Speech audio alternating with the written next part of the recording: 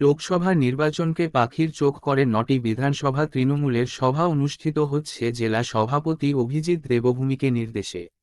এই সভা শুরু হয়েছে ১৭ই ডিসেম্বর দিনহাটা বিধানসভা থেকে।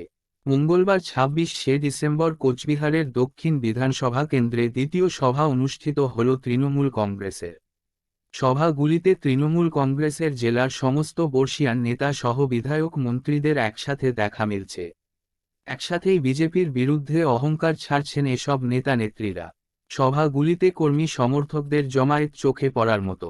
তৃণমূলের লোকসভা নির্বাচনের আগে যেভাবে কর্মী সমর্থকদের উপস্থিতি দেখা মিলেছে তাতে রাজনৈতিক মহল একাংশ মনে করছেন এবার লোকসভা নির্বাচন বিজেপি থেকে তৃণমূল এগিয়ে চলতে থাকলে বিজেপির মাথায় হাত পড়তেও পারে। জেলা তৃণমূল কংগ্রেস নেতৃত্বরা সকলে মিলে বসে আমরা ঠিক করেছি প্রত্যেকটি বিধানসভা কেন্দ্রে একটি বিধানসভা ভিত্তিক জনসভা করব।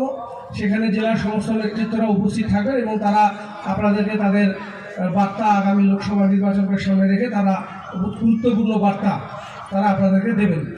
আজকের এই সভায় আমরা সবার যে সময় বেঁধে দিয়েছিলাম ৩টের সময়, কিন্তু অনেকে এখানে বসে আছেন, ধৈর্য সহকারে বসে থাকবেন, কেউ সভা শেষ না হওয়া পর্যন্ত যাবেন না।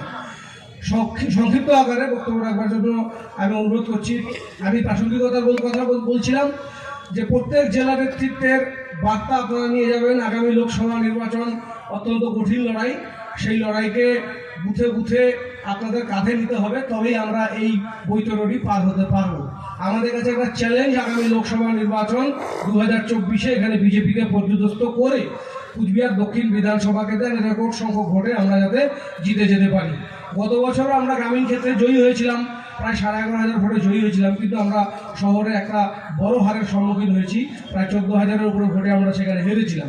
ফলে ১,০০০ ভোটে আপনাদের প্রার্থী হিসাবে মমতা বন্দ্যোপাধ্যায়ের আশীর্বাদে মাননীয় মুখ্যমন্ত্রী আমাকে এখানে দাঁড় করেছিলেন, কিন্তু আমরা পরাজিত হয়েছি। যাই হোক, সেবারে একটা ধর্মীয় শুষ্কনীয় ছিল, ক্লাসিফিকেশন ছিল, যার কাছে আমরা হেরেছি। মিথ্যা কিছু প্রতারণা ছিল বিজেপির তরফ থেকে, সেগুলোর মোকাবিলা করে আমরা এবারে এই আসনকে জিততে চাই। সেই লক্ষ্যে সকলের সংক্ষিপ্ত বক্তব্য রাখবেন। মঞ্চে যত নেতা আছে সকলের নাম নিতে অনেক সময় লেগে যাবে।